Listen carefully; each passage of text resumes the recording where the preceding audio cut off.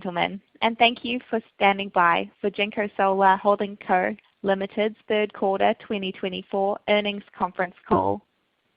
At this time, all participants are in listen-only mode. After management's prepared remarks, there will be a question-and-answer session. As a reminder, today's conference call is being recorded. I would now like to turn the meeting over to your host for today's call, Ms. Stella Wang, JinkoSolar's Investor Relations. Please proceed, Stella. Thank you, Operator. Thank you, everyone, for joining us today for JinkoSolar's third quarter 2024 earnings conference call. The company's results were released earlier today and available on our company's IR website at www.jinkosolar.com, as well as on NYSE services. We have also provided a supplemental presentation for today's earnings call, which can also be found on the IR website. On the call today from JinkoSolar are Mr. Li Xiande, Chairman and CEO of JinkoSolar Holding Company Limited, Mr. Janet Miao, CMO of JinkoSolar Company Limited, Mr. Pan Li, CFO of JinkoSolar Holding Company Limited, and Mr. Charlie Cao, CFO of JinkoSolar Company Limited. Mr. Li will discuss JinkoSolar's business operations and company highlights, followed by Mr. Miao, who will talk about the sales and marketing, and then Mr. Pan Li, who will go through the financials. They will all be available to answer your questions during the Q&A session that follows. Please note that today's discussion will contain forward-looking statements made under the safe harbor provisions of the U.S. Private Securities Litigation Reform Act of 1995. Forward-looking statements involve inherent risks and uncertainties. As such, our future results may be materially different from the views expressed today. Further information regarding this and other risks is included in JinkoSolar's public filings with the Securities and Exchange Commission.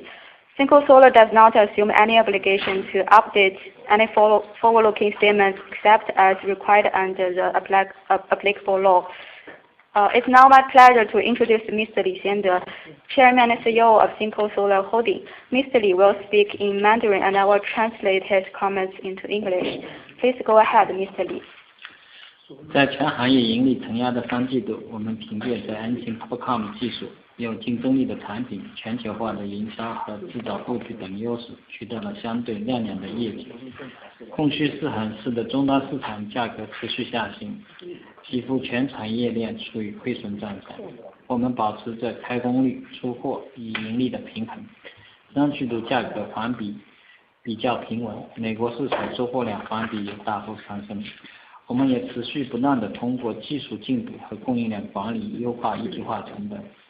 三季度毛利率为 15.7%， 净利润为320万美金，环比均大幅提升。While earnings were under pressure across the industry during the quarter, we achieved relatively outstanding results, leveraging our leading position in N-type TOPCon technology, competitive products, as well as global sales and manufacturing network. Imbalance between supply and demand led to continuous price decline in the end market, causing loss to almost the whole industrial chain. As we worked to balance utilization rates, shipments, and profitability, prices in the third quarter were stable sequentially, and shipments to the U.S. market increased significantly quarter over quarter. We also continued to optimize our integrated costs through technical advancement and supply chain management. Gross margin was 15.7%, and the net income was $3.2 million, significantly improved sequentially. 2024年9月，国内光伏新增装机为 20.89 吉瓦，同比增长 32.4%， 环比增长 26.9%， 改变了环比2个月持续着落的趋势。由于部分海外市场需求季度性波动，9月逐渐出口规模环比有所下滑，需求略显疲壮，但供给侧出现在加速。在全产业链盈利承压的背景下，一些现金流水平不足、抗风险能力差的企业破产、重组或者被收购的案例时有发生。光伏行业协会在本月组织召开了防止行业内卷和恶性竞争的专题座谈会，希望行业在限价和限产方面能够自律。会后发布呼吁制造企业合理参与市场招标，不得进行低于成本的销售与投标，同时呼吁招标方制定合理的招标方案，将投标重点转移到提高产品和服务质量、提升履约能力上。我们认为这将有助于加快落后产能的出清和行业的整合。相信在有关部门的加强管理下，后续国内价格有望回归理性。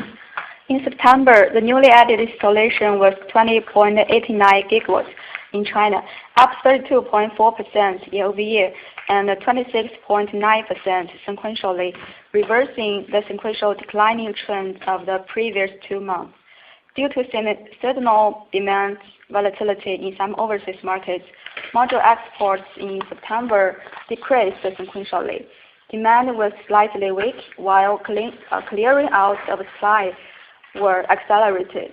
With profitability throughout the whole industrial chain under pressure, some companies with insufficient cash flow and poor risk resistance have gone bankrupt, reorganized, or being acquired from time to time. During this month, the CPIA held symposiums aimed at encouraging manufacturers to adopt self-discipline in their pricing strategies and production volume management. CPIA also released a report calling on manufacturers to participate in bidding in rational manners, avoid selling or bidding with prices below cost, and also bid organizers to formulate reasonable bidding plans, shifting the focus to products and service quality as well as contract performance. We believe these measures may help eliminate uncompetitive capacity and accelerate the industry consolidation. We believe that with enhanced supervision of related departments, domestic prices will eventually return to reasonable levels. 3季度，我们通过不同方面的努力巩固竞争优势。截止3季度末，我们的 N 型 TOPCon 电池平均量产效率提升到近 26.2%。TOPCon 正处于技术和产品快速升级阶段。我们对 TOPCon 的技术始终保持一定的研发投入，并根据市场需求、设备投资回收率等择机将一些降本增效的新技术应用于量产，保持行业领先。In the third quarter, we further consolidated our competitiveness edges. By the end of this quarter, the mass-produced efficiency for our N-type TOPCon cells improved to approximately 26.2%. As TOPCon is still in a stage of rapid technology and product upgrades, we have continued to invest in R&D and are gradually adopting certain new technologies into mass production based on market demand, investment payback periods to maintain a leading position in the industry. 我们不断提升智能制造水平，引领光伏行业向数字化转型。近期，我们以山西大基地为试点，与大华股份合作打造了透明工厂360智能平台，并通过 TUV 莱茵的年科认证，通过深度整合 NYSE、QMS 等系统及物联网、人工智能、大数据分析等前沿尖端技术，提升对生产各个环节的实时监控，确保从原产量入库到成品入库的全过程管理。We continuously improve our smart production capabilities to lead the industry in digital transformation. Recently, at our Shanxi Mega Base, we built the Jinko 360 smart platform in cooperation with Dahua Technology, and it has been certified by TUV Inland. By integrating MES and QMS systems with some cutting-edge technologies such as the Internet of Things, AI, and big data analysis, the platform can improve real-time equipment monitoring in the vast majority of our production process and ensure whole process management from warehousing of raw materials to warehousing of finished products. 作为印度气候变化的领军企业之一，金科能源长期致力于使公司运营与全球气候目标保持一致。近期，我们参加了2024年纽约气候周，并发布了公司第一份气候报告白皮书。我们不断提升 ESG 供应链管理。截至目前，我们已经完成了对大多数关键供应商的第三方 ESG 审计，并督促供应商签署了供应商行为准则。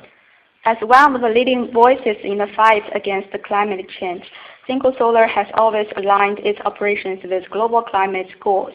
Recently, we participated in the 2024 New York Climate Week, where we officially launched the English version of our first climate white paper. We have kept improving ESG management in our supply chain, and so far we have completed third-party ESG audits for most of our key suppliers, and the majority of our suppliers have signed our code of conduct. 在穿越周期的过程中，头部企业在成本控制、营销布局以及现金流的管理方面都会体现得更明显的优势。长期来看，持续的研发投入和海外多元化的布局都使得头部企业强者恒强的特质进一步的放大。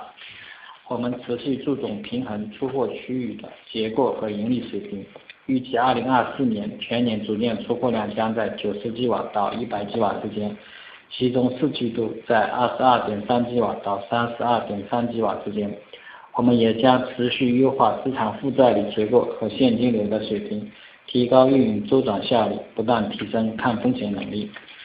As we navigate through cycles, the leading enterprises in our industry will emerge ahead thanks to their superior cost control, extensive sales network, and effective cash flow management.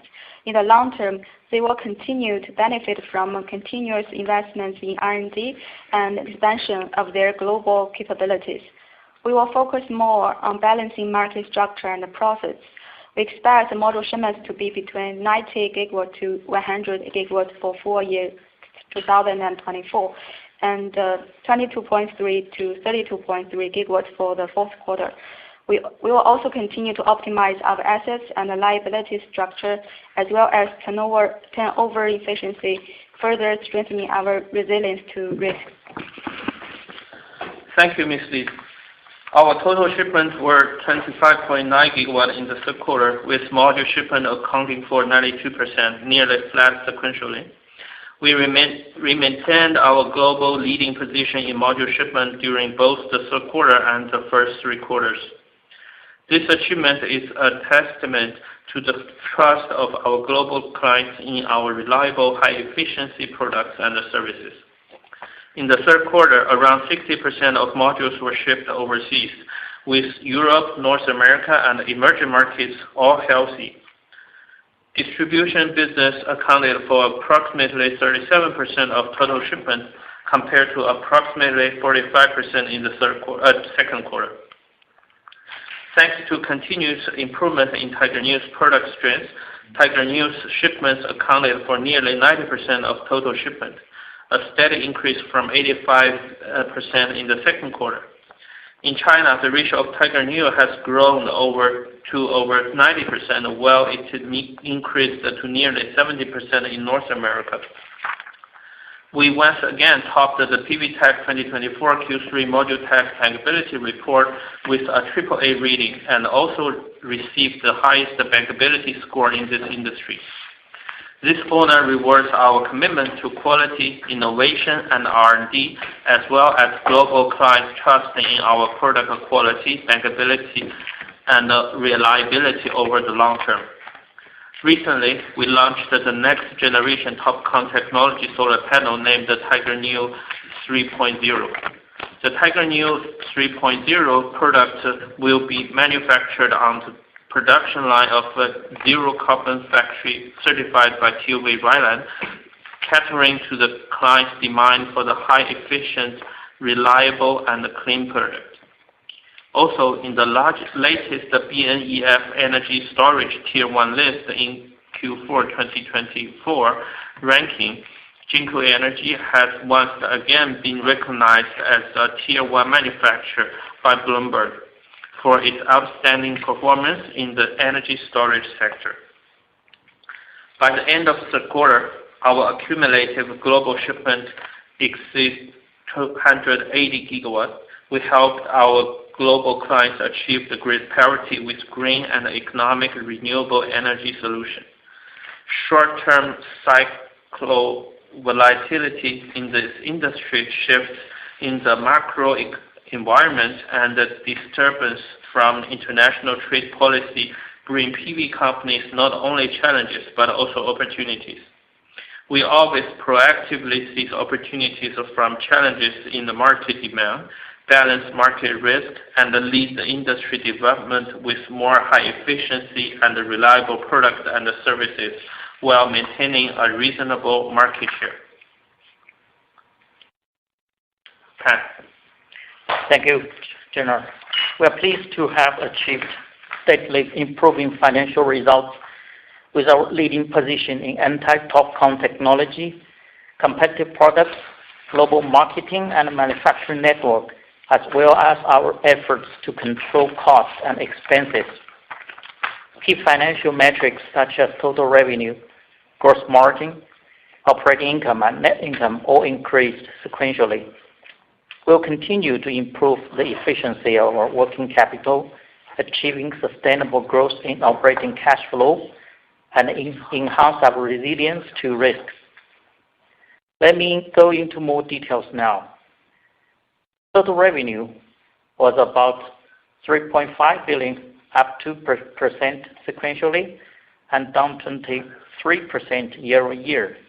The sequential increase was mainly due to the increase in module shipments. The year-over-year decrease was mainly due to a decrease in the average selling price of solar modules.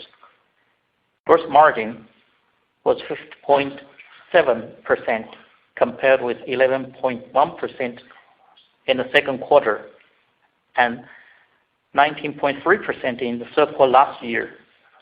The sequential increase was mainly due to the increase in the average selling price of modules, and the year-over-year decrease was mainly due to the decrease in ASP of modules. Total operating expenses were 539 million, down about 1% sequentially and up 20% year-over-year. The year-over-year increase was mainly due to the increase in shipping costs as the shipments of the solar modules increased, and an increase in impairment of long-lived assets. The operating expenses accounted for 15.4% of total revenues in the third quarter, compared to 15.9% in the second quarter this year and about 10% in the third quarter last year. Net income attributed to our ordinary shareholders was 3.2 million in the third quarter, excluding impact of a change in fair value of the convertible note and long-term investments in solar supply chain companies, share-based compensation expenses, and impairment of the capacity utilization, which was strategically adjusted by the company. The adjusted net income attributed to our ordinary shareholders was 14.8 million. Moving to the balance sheet. At the end of the third quarter, our cash and cash equivalents were about 3.2 billion, compared with about 2 billion in the second quarter. AR turnover days were 90 days compared with 89 days in the second quarter this year, and inventory turnover days was 66 days compared with 82 days in the second quarter this year, as a result of improved operating efficiency. At the end of the third quarter, total debt was 5.23 billion compared to 3.86 billion in the second quarter this year. Net debt was 2.05 billion compared with 1.95 billion in the second quarter this year. This concludes our prepared remarks. We're now happy to take your questions. Operator, please proceed. Thank you. If you wish to ask a question, please press star 1 on your telephone and wait for your name to be announced. If you wish to cancel your request, please press star 2. If you're on a speakerphone, please pick up the handset to ask your question. Your first question comes from Philip Shen with Roth Capital Partners. Please go ahead. Everyone, thanks for taking my questions. First one is on the volume of modules shipped into the U.S. In Q3. Can you confirm what it was? And then, sorry if I missed it. And then can you also provide the megawatts you expect to ship into the U.S. in Q4? Thanks.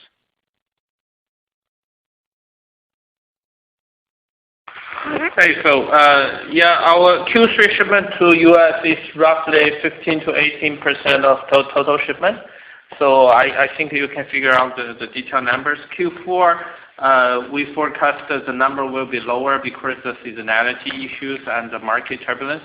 So, however, when we look into the whole year, it should fit in or fall into our expectations, which is roughly 5 to 10% of the total shipment. So the total number should within the expectation. Great, thanks, Jenner. Can you share what it might be for 25 as well?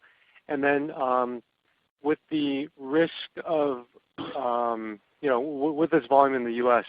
and the AD/CVD decision coming, what's your confidence level in whether or not it will be retroactive and also won't be a high number? How are you guys managing that risk? Thanks.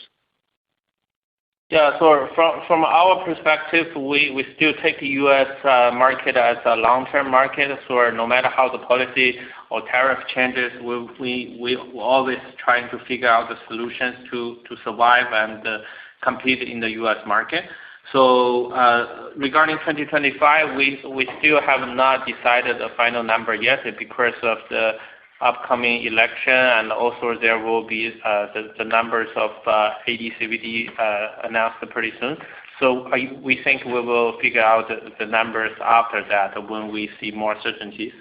So we will talk maybe soon regarding that topic. Regarding the retroactive risks, we still believe we heard about the petitioner's request on this. I think it's CVDs. So we are still evaluating the risk and waiting for the final decision. Regarding the ADs, since we are in the sample list, we are cooperating with our lawyers, try to not trigger the retroactive risk. So we are doing our best to avoid the unnecessary risks.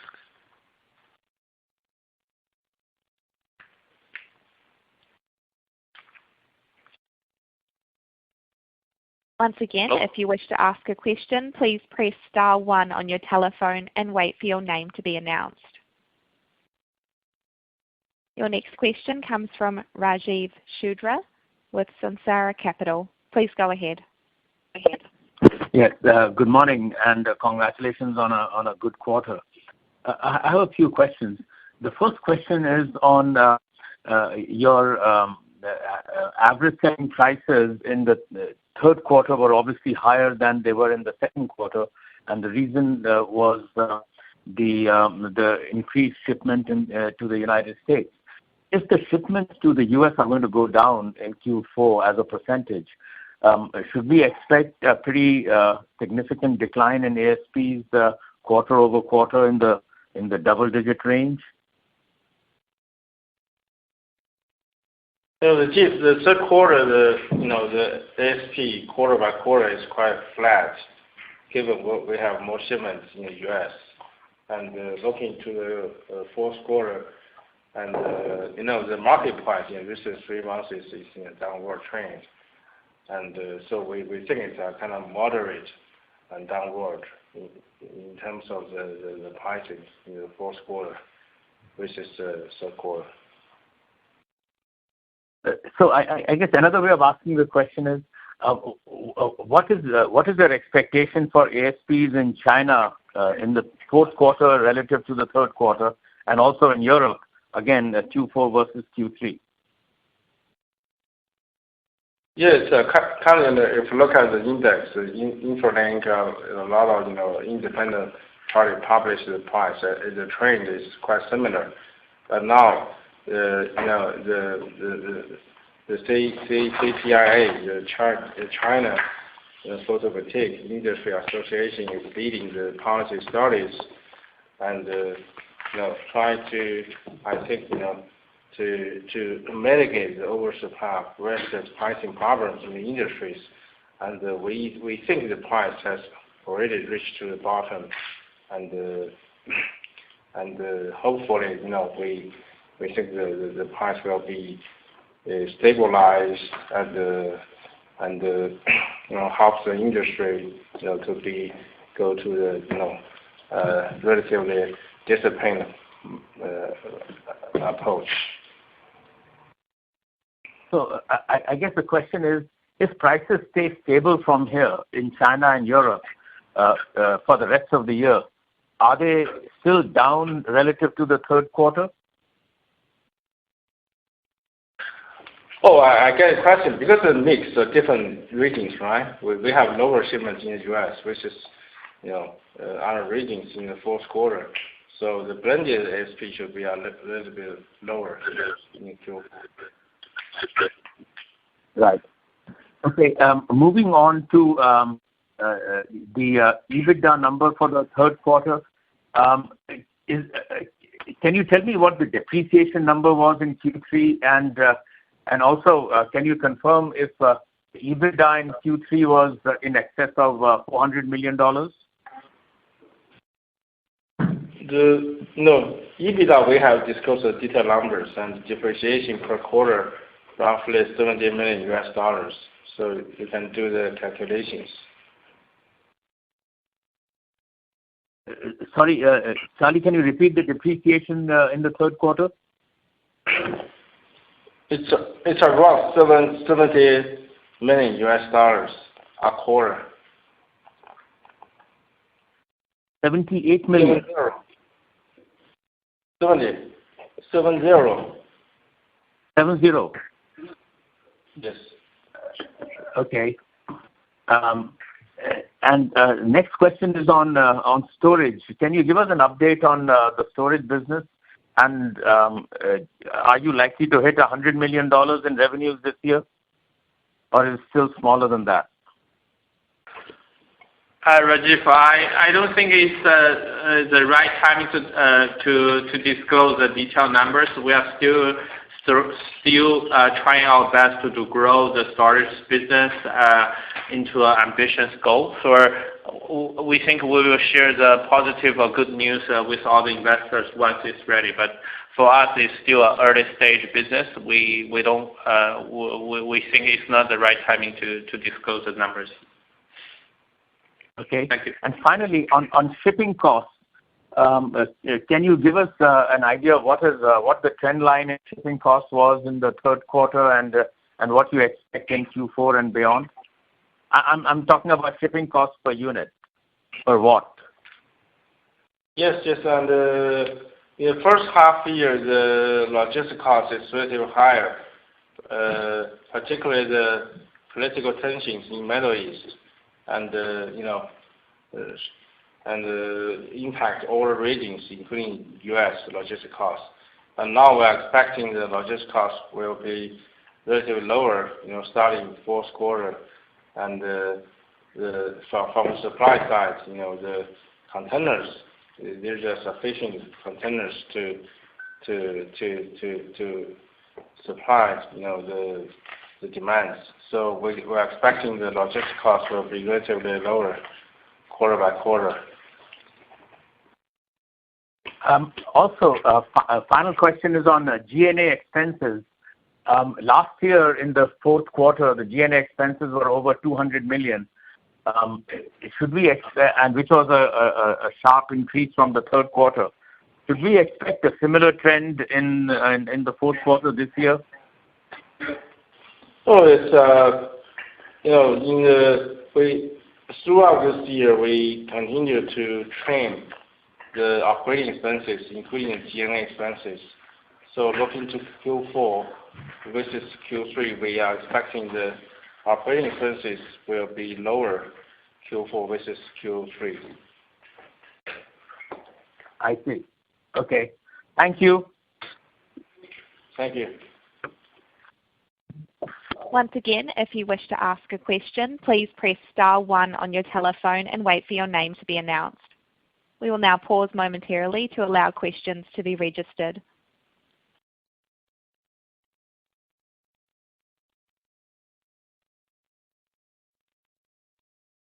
Once again, if you wish to ask a question, please press star 1 on your telephone.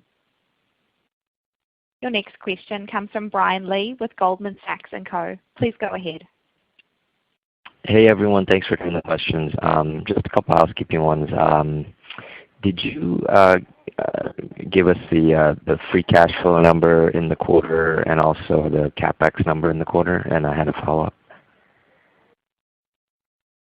For the full year, we estimate, I don't have the exact numbers, for the third quarter, but the full year, the 2024, the CapEx will be around 9 billion RMB. Operating cash flow is roughly 5 billion. So net operating cash flow, the free cash flow is negative, the 4 billion RMB.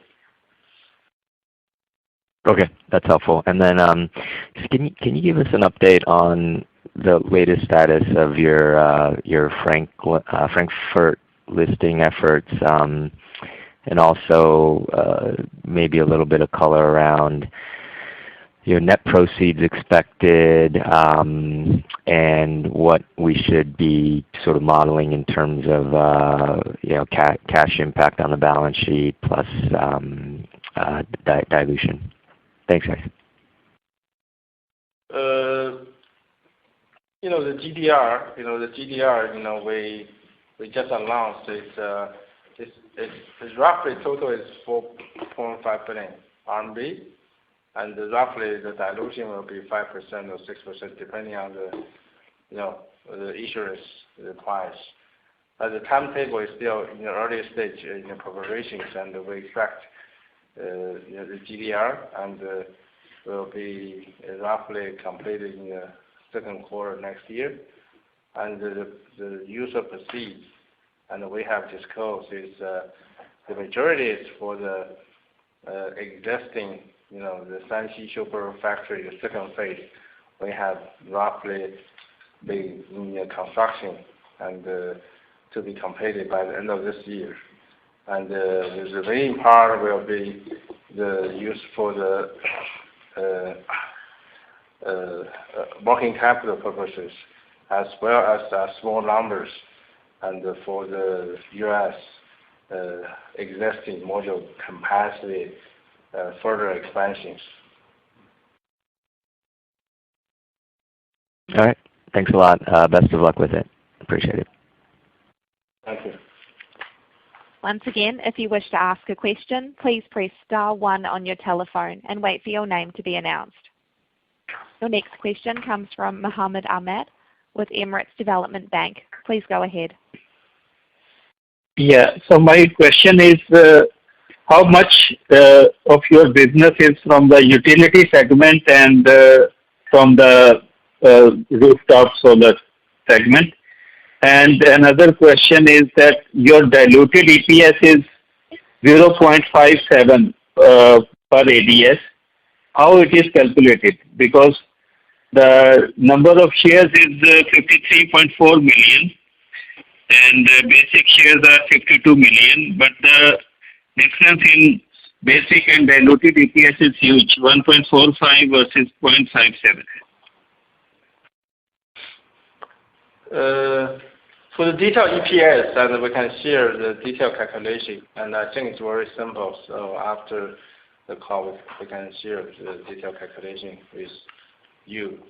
And in terms of the percentage of utility versus so DG, I think we talked about it during the prepared remarks. The DG ratio is roughly high 30 range. So if you want to know the detailed numbers, we can share with you. Hold on a second. It's roughly 37%. That's DG. It means 63% is utility. Okay. Thank you. Once again, if you wish to ask a question, please press star 1 on your telephone and wait for your name to be announced. We will now pause momentarily to allow questions to be registered. There are no further questions at this time. That does conclude our conference for today. Thank you for participating. You may now disconnect.